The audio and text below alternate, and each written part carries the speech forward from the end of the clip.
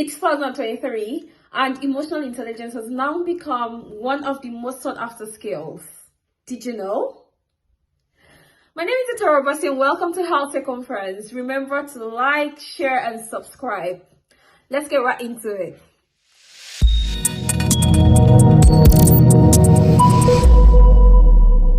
In this video, I'll tell you about the concept of emotional intelligence. We'll go further to talk about the components, how to identify emotional intelligence, and how to build yourself into an emotionally intelligent person if you're lacking. Firstly, the ability to understand your emotions and the emotions of other people around you. That is emotional intelligence. The major components of emotional intelligence are self-management, self-awareness, social awareness, and relationship management. An emotionally intelligent person is self-aware. By that, I mean that this person is able to identify his or her strengths and weaknesses. You know when to seek for help. You know when to say no. You know when to say yes. You know when to go further. You know when to stop. You understand your emotions and you're able to manage them. You're able to know when to keep quiet, when to just take a chill pill and rest. You do not just jump at everything. You do not react at all the times, like react so quickly to situations. When you're angry, you know what works for you. You know what to do. You know how best to calm yourself down. That is self-awareness. And self-management goes further to how do you react, how do you manage these emotions, because as humans you cannot say that you'll never be angry, or you cannot say that you'll never be overjoyed. Just to chip this in, have you ever met somebody that you think this person is never angry? This person, no, he's too good, he's never angry. No, that person is just being emotionally intelligent. It doesn't mean that that person has never been angry, but they know how to manage it. And that comes off like this person is emotionally intelligent. So self-management is your ability, after you've understood that, it's after you're self-aware, you know yourself. How do you now manage this?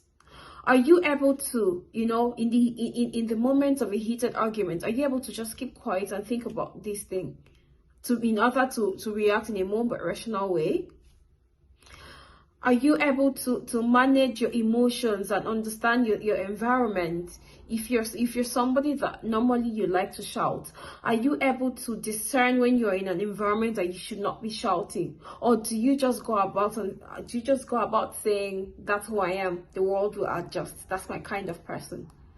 No, the world is not going to adjust. You need to be emotionally intelligent. Social awareness. Now, are you empathetic? Are you able to understand different social settings and know what is obtainable? How are you able to identify the kind of places you go to and how to behave in those places? That is social awareness. Being able to understand your interactions, the people that you talk to, how you talk to them, being able to understand, being able to read the room, understanding facial expressions, non-verbal communication, being able to, if somebody's angry with you, somebody's visibly angry, or maybe not angry with you, maybe a co-worker is just angry. Are you able to discern what could possibly be making these people angry? Could it be that they are unhappy with the work that you're doing, or could it be that they had a fight with a partner, or could it be that they were stuck in traffic for a very long time? Being able to sit back and analyze and think about all of these things before reacting or before making a decision, that is emotional intelligence. And then the last one, relationship management. That is very important. Now, when I say relationship, it is not just somebody that you are involved with. Your friends, family, co-workers, you have a relationship with these people. Different types of relationships. So how are you managing these relationships? When somebody does something that you do not like, are you empathetic? Are you able to wear their shoes, put yourself in the position that they are in, and think, what could make this person react like this? Then after you've given yourself that time to think, are you able to talk to them? Are you able to communicate effectively? Clear communication is also an aspect of emotional intelligence. Are you able to talk to these people, to this person without hurting them?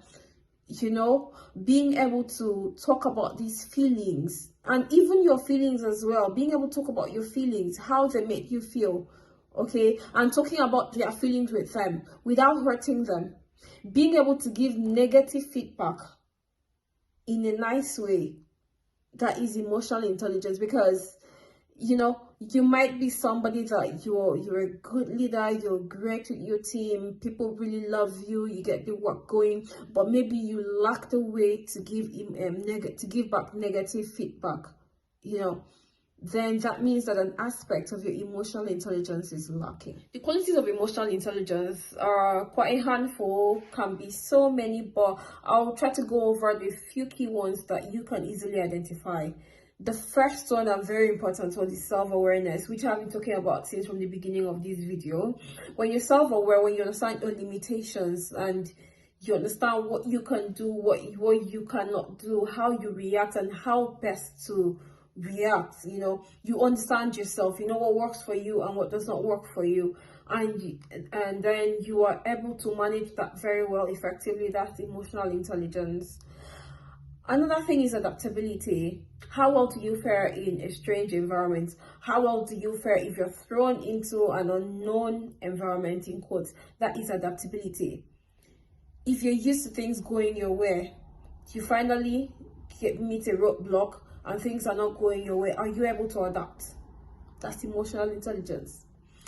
The ability to be creative and think outside the box is a component of emotional intelligence that many people do not analyze a lot, because some people are just always overwhelmed with the fact that emotional intelligence should just mean that you're nice to people, you know how to deal with people. But no, being creative and being able to think outside the box is emotional intelligence. Your ability to say no to people, that is emotional intelligence, but not in a rude way. I mean, no, in a nice way. And then when you think about, why am I saying no? Am I being objective? Because as an emotional intelligence person, you try to be objective. You do not just say no because you read somewhere that you should say no. You should be able to say no. No. When you're saying no, are you objective about it? Have you thought about the pros and the cons? Have you drawn have you thought about, this is the best response to this situation? I mean, I have to say no because this is the right thing to do, this is the best thing to do. Or are you just saying no because, I mean, I need to be able to say no? So that is emotional intelligence. And also, when you say yes, are you being objective about it? So it's safe to say that being able to be objective is a quality of emotional intelligence. Confidence and self-regulation are qualities of emotional intelligence. If you're able to exude confidence, I mean, you know what I mean. Somebody talks to you, you're able to let it go, brush it off your shoulder, you're emotionally intelligent. Now, let me tell you how to know if you're emotionally intelligent, or how to identify somebody that is lacking. Do you have self-awareness? I mean, do you understand your strengths and your weaknesses? Do you know when to seek help? Do you know when to rest? Do you know when to say no and when to say yes? Are you able to let things go easily?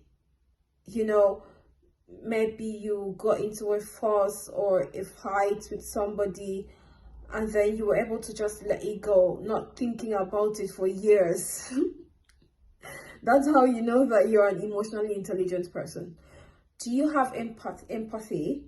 Are you sensitive to the way you react and respond to other people? Do you step back, analyze, try to put yourself in the shoes of other people before you react to any situation? That is an emotionally intelligent person. Are you able to give a negative feedback, but in a nice way, without without hurting the other person? Thinking about, how best can I say this? That is emotional intelligence. Are you able to manage relationships?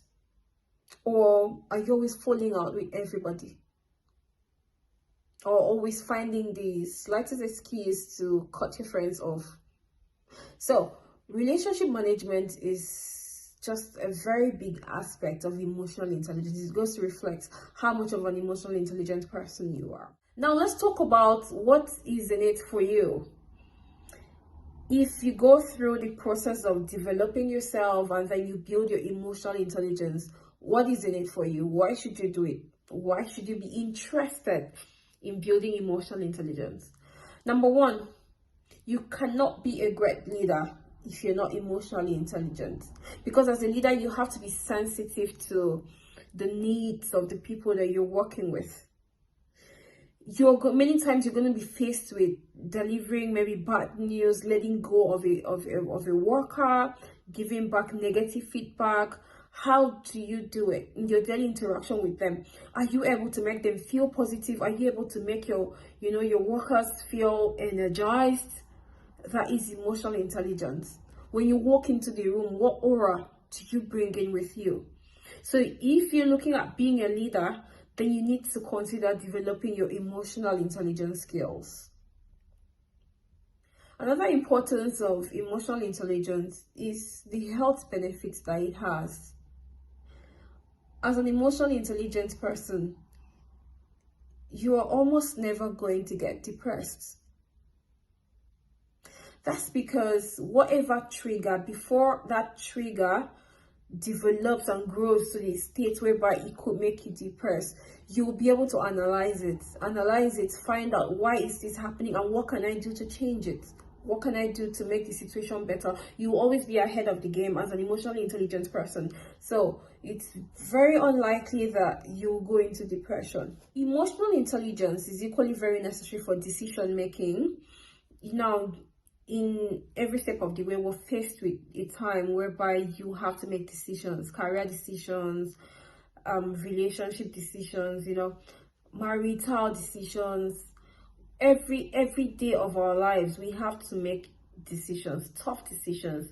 And as an emotionally intelligent person, you're going to be able to make objective decisions that are good for you and good for other people as well. Then that's why you need to be an emotionally intelligent person. Conflict management is also another reason to want to be an emotionally intelligent person, because conflict is just something that is almost unavoidable. You will always get into conflict with your co-workers, with your friends, with family. There will always be conflict. But how you react to that situation, are you able to manage it effectively? How is your friendship and your relationships? How are they faring? Are people leaving, or are you always leaving people without being able to manage and sort out the issue? So conflict management is something that emotional intelligence will really, really help you with. Being an emotionally intelligent person will definitely reflect in your grades. If you're an academic person, you need to be emotionally intelligent, because it will equally help you in your grades, because you're going to be self-aware. You're going to know what works, so you're going to know how best to study. You're going to know what methods work best for you. Then you'll be smashing. Emotional intelligence is a skill that is very necessary in our day-to-day living.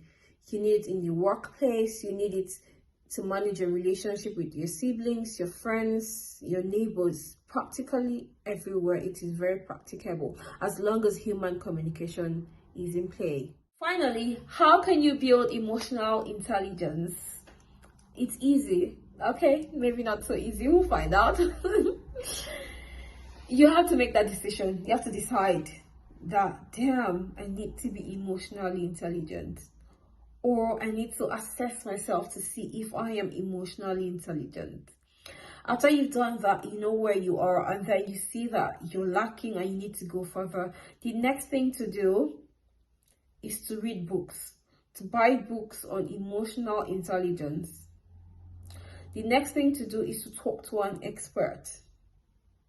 Talk to somebody that can guide you through, somebody that can assess you, a mentor or a coach, somebody that would be able to assess your lifestyle, assess the way you interact with other people, and probably really let you know where you stand. And then the easy aspect of it is Every situation that you find yourself, whether good or bad, try not to react immediately. Try to be slow slow to react.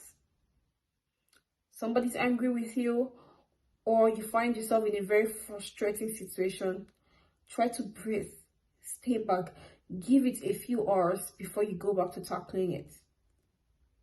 Now, while you are in that phase where you're tackling, where you're thinking about it, try to be objective. Put yourself in the shoes of the other person. Think about, always think about the motive, always think about the intention. What could have made this person react like this? Was this person having a bad day? Did they spend so much time in traffic? Are they broke? What is going on? If I were in their shoes, how would I react? So when you think about these things, then you'd now be able to make an objective decision. And then the third phase is time to react. How best can I react? How can I react in a way that this issue will not explode? You know what I mean? As an emotionally intelligent person, you're always thinking about what is safe. You're always thinking about how best to manage the emotions of everybody around you. You don't want everybody exploding. If the place was already exploded, you're trying to make the place calm. People need to feel relaxed and calm when they are around you. So when you're slow to react, to think about something, and then when you want to react, you're reacting in a positive way. For instance, you need to not, you need to not be somebody that easily assumes. Okay, do not make assumptions.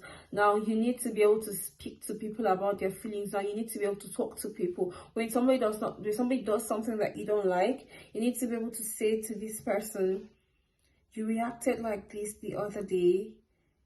I think it did put me off. I did not like how you reacted. I did not like what you did. And I'd like us to talk about it.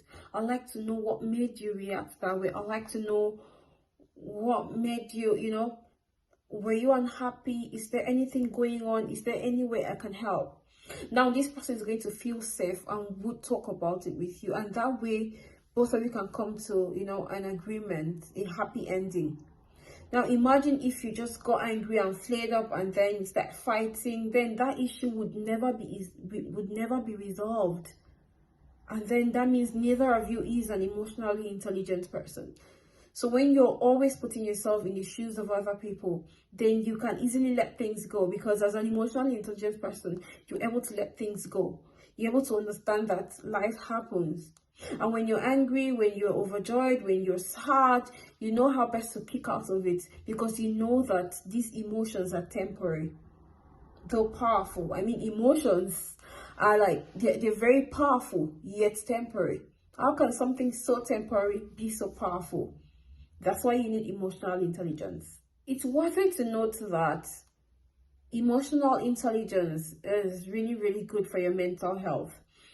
Mental health is like a raging topic now. Everybody knows that mental health is paramount, and so you want to develop your emotional intelligence, because being knowledgeable about how to deal with issues, understanding what happens around you and how best to react, would help you stay sane. And by staying sane, you're staying more healthy, because you're considering your mental health.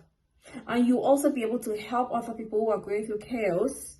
That way, you're helping another person restore his or her mental health. That makes you a genius.